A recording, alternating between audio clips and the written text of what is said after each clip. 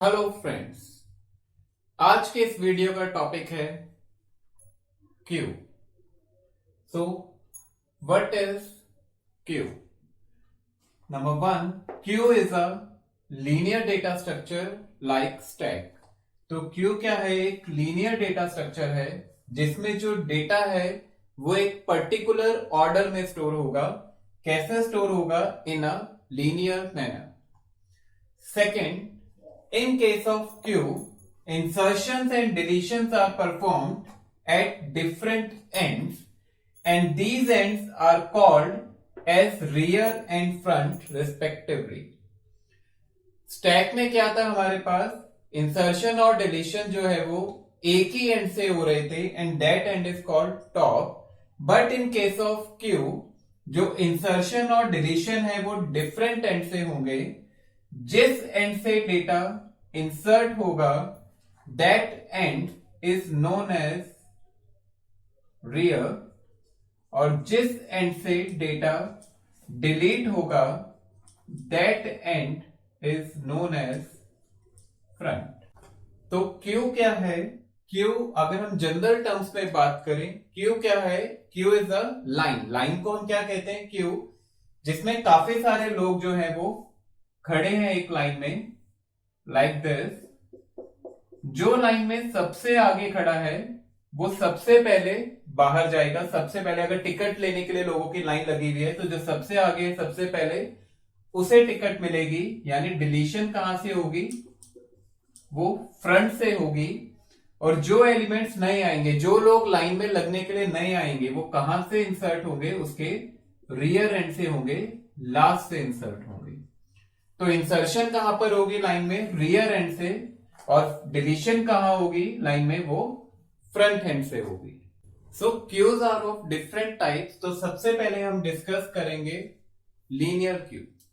तो क्यू को हम मेमोरी में कैसे रिप्रेजेंट करते हैं? The first method is we represent queue in a form of a linear array. Array की फॉर्म में हम क्यू को रिप्रेजेंट करेंगे।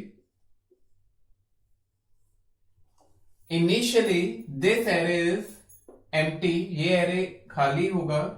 जैसे जैसे एलिमेंट आते रहेंगे हम उसे इसमें इंसर्ट करते रहेंगे।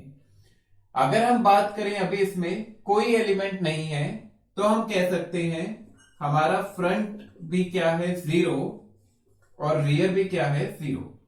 Front is equal to 0 and rear is equal to 0 means this array, this queue is empty. तो अभी हम कह सकते हैं दिस क्यू इज एम्प्टी।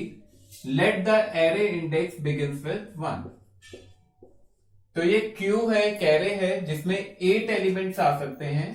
अभी फ्रंट और रियर हमारा क्या है? 0 है। That means this array, this queue is empty. जैसे ही हमने इसमें एक एलिमेंट इंसर्ट कर दिया 10, तो यही हमारा फ्रंट बन जाएगा और यही हमारा रियर बन जाएगा। Front is equal to rear. Initially queue empty था। जैसे ही मैंने एक एलिमेंट इंसर्ट किया तो फ्रंट मेरा क्या हो गया? 1। फ्रंट भी 1 हो गया और रियर भी 1 हो गया। जैसे ही मैंने एक और एलिमेंट इंसर्ट किया, क्योंकि एलिमेंट कहां इंसर्ट होंगे? रियर एंड पर इंसर्ट होंगे, तो रियर तो मेरा इंक्रीमेंट होकर आगे चला गया। तो यहां पर मैं कह सकता हूं मेरा जो रियर है, रियर की वैल्यू होगी 2। फ्रंट अभी भी कहां है? 1 पर। फिर जैसे ही मैंने एक एलिमेंट इंसर्ट किया लेट 30, फिर से जो रियर है एक पोजीशन आगे चला गया। Rear is equal to rear plus 1। तो रियर मेरा किसे पॉइंट कर रहा है? 3 पर। फ्रंट अभी भी क्या है? 1। क्योंकि जो इंसर्शन है वो कहां हो रही है? रियर एंड पर, बैक एंड पर। तो रियर इंक्रीमेंट हो रहा है एलिमेंट इंसर्ट। फिर मैंने एक और एलिमेंट इंसर्ट किया 40, तो अब रियर क्या हो गया? 4। फ्रंट अभी भी कहां पर है? फर्स्ट पोजीशन पर। अब लेट अस सपोज मैंने एक एलिमेंट डिलीट किया 10, तो डिलीशन कहां से होगी? फ्रंट से।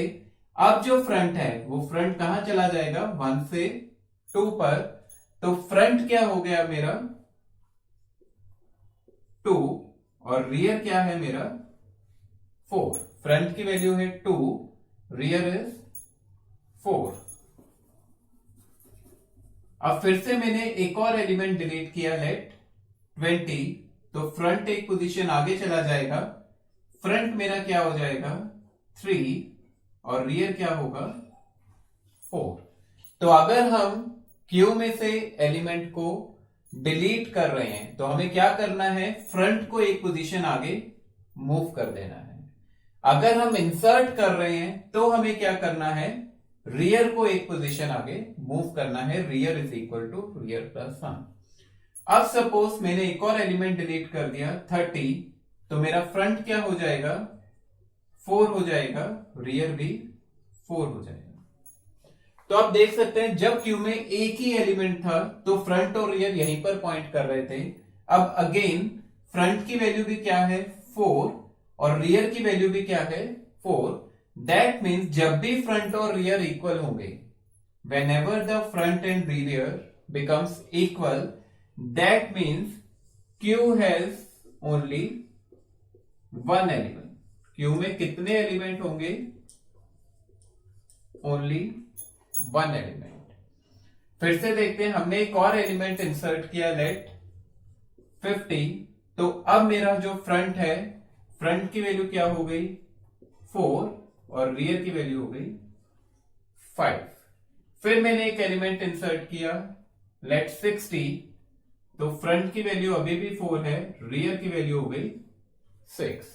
अब जब मैं एक एलिमेंट डिलीट करूंगा तो क्या हो जाएगा, फ्रंट की वैल्यू 5 हो जाएगी, रियर की वैल्यू 6 ही रहेगी। फिर मैं एक और एलिमेंट डिलीट करूंगा तो फ्रंट की वैल्यू इंक्रीमेंट हो जाएगी 6 और रियर हो जाएगा 6। Now front is equal to rear, that means queue has only one element. तो जब भी फ्रंट और रियर इक्वल होंगे उसका मतलब क्या है, क्यू में कितने एलिमेंट्स हैं, सिर्फ एक एलिमेंट। तो अब हम इसका प्रोसीजर देखते हैं, algorithm to insert and delete an element in a queue. This is an algorithm for insertion in a linear queue. So let us suppose initially the queue is empty. The name of this array is Q. N is the size of this array. So here N is equal to 8. 1, 2, 3, 4, 5, 6, 7, 8. Front points to the front pointer and rear points to the rear pointer. Initially, the front is equal to 0. And rear is equal to 0 because the queue is empty, and item is the value which we want to insert. So let item is equal to 60. तो इस Q में हम item को कैसे insert करेंगे, तो जब भी हमें कोई एलिमेंट इंसर्ट करना है तो हमें चेक करना है कि कहीं ओवरफ्लो कंडीशन तो नहीं है। मींस अगर ये क्यू फुल है और तब भी मैं इसमें कुछ इंसर्ट करना चाहता हूं, that condition is known as overflow condition. Let us suppose यहां पे फ्रंट और रियर नल नहीं है, कुछ एलिमेंट्स हैं इस क्यूज में 3, 10, 15, 27, 32, 63, 70, 75। तो अब क्या है, ये क्यू क्या है, फुल है। दैट मीन्स इसका रियर कहां पर है, लास्ट पोजीशन पर है, 8 पर है, यानी n पर। तो अगर रियर जो है वो n के इक्वल है, means size of the array, size of the Q उसके इक्वल है, तो हम इस क्यू में कोई एलिमेंट इंसर्ट नहीं कर सकते। तो एक मैसेज प्रिंट हो ओवरफ्लो और हम वहीं से रिटर्न कर दें, इस एल्गोरिदम से, प्रोसीजर से बाहर आ जाएं। तो सबसे पहले हमें चेक करनी है इंसर्शन के केस में ओवरफ्लो कंडीशन। ओवरफ्लो कब होगा, जब रियर की वैल्यू किसके इक्वल होगी, 8, यानी साइज के इक्वल होगी n के। तो if rear is equal to n, then write overflow and return. अगर रियर n नहीं है तो हम इस क्यू में वैल्यूज इंसर्ट कर सकते हैं। तो अब हम वैल्यू इंसर्ट कर सकते हैं। सेकेंड कंडीशन हमें क्या चेक करनी है, अगर क्यू एम्प्टी है, if the queue is empty that means front भी 0 है और रियर भी 0 है। तभी क्यू एम्प्टी है, फ्रंट भी 0 है, रियर भी। तो अगर फ्रंट नल है that means queue is empty, तो क्या करे, फ्रंट को भी यही सेट कर दे और रियर को भी, फ्रंट भी यही बन जाए और रियर भी। तो front is equal to 1 and rear is equal to 1। Means जो एलिमेंट हमें इंसर्ट करना है वो कहां इंसर्ट होगा, फर्स्ट पोजीशन पर।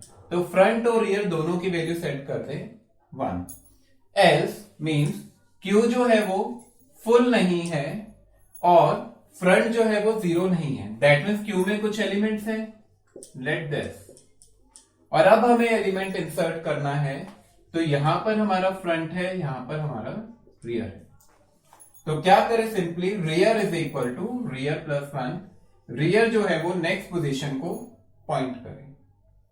और अब जो भी रियर की पोजीशन आई है क्यू ऑफ रियर, तो यहां पर रियर की वैल्यू क्या हो गई हमारी 5, दैट मीन्स क्यू ऑफ 5 पर, क्यू ऑफ रियर पर क्या इंसर्ट कर दे, आइटम यानी 60। तो फिफ्थ पोजीशन पर क्या आ जाए 60। तो सबसे पहले हमने ओवरफ्लो कंडीशन चेक करी कि क्यू अगर फुल है, रियर की वैल्यू n है, लास्ट पोजीशन पर है, तो ओवरफ्लो और रिटर्न। अगर फ्रंट नल है दैट मीन्स क्यू जो है वो एम्प्टी है, तो फ्रंट और रियर दोनों क्या हो जाए 1। एल्स क्या करे, रियर को इंक्रीमेंट करे और आइटम को इंसर्ट करे। So this is an algorithm for insertion in a linear Q. This is an algorithm for deletion in a linear Q. अब लीनियर क्यू में से हमें एलिमेंट को डिलीट करना है। So again Q is the name of the array Q, n is the size, here n is equal to 8.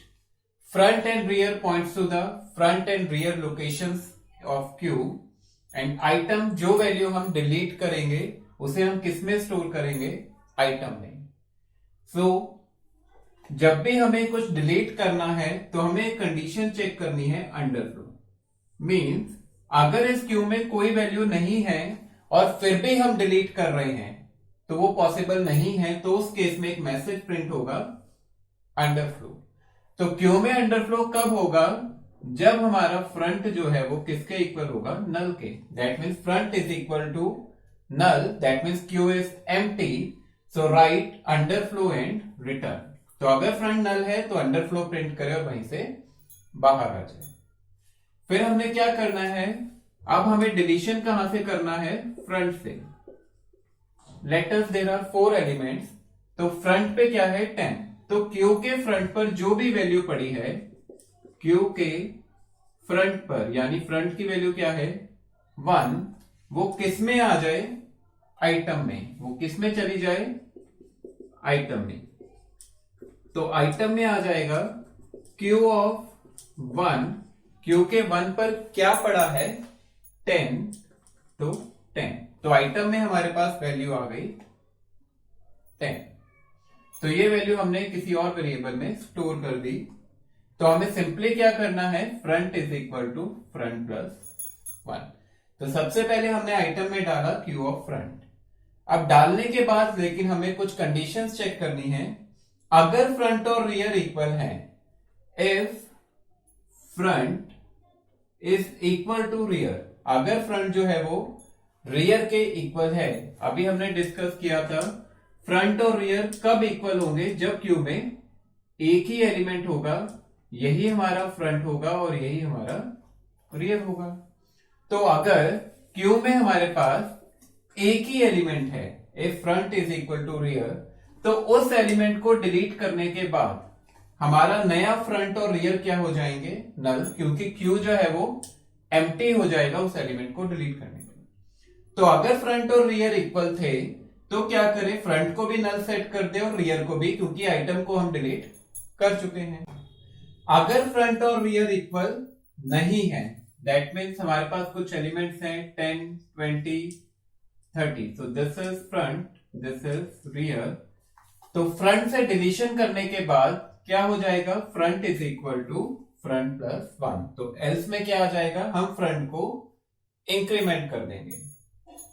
तो delete करने के लिए सबसे पहले हमने क्या चेक किया, अंडरफ्लो. अगर फ्रंट नल है, क्यू एम्प्टी है, तो राइट अंडरफ्लो. फिर हमने क्या किया, क्यू के फ्रंट पर, क्यू का फ्रंट जो मर्जी हो, जैसे कि यहां पे क्यू का फ्रंट क्या है 20, तो क्यू के फ्रंट पर जो भी आइटम वैल्यू पड़ी है हमने उसे कहां डाल दिया, आइटम में. तो आइटम में आ गया क्यू ऑफ 2 दैट इज 20, हमने उसे डिलीट कर दिया.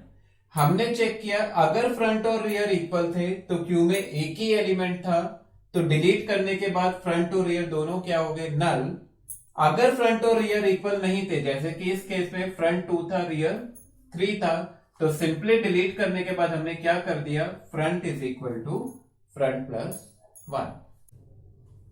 So this is algorithm for deletion from linear cube. Thank you.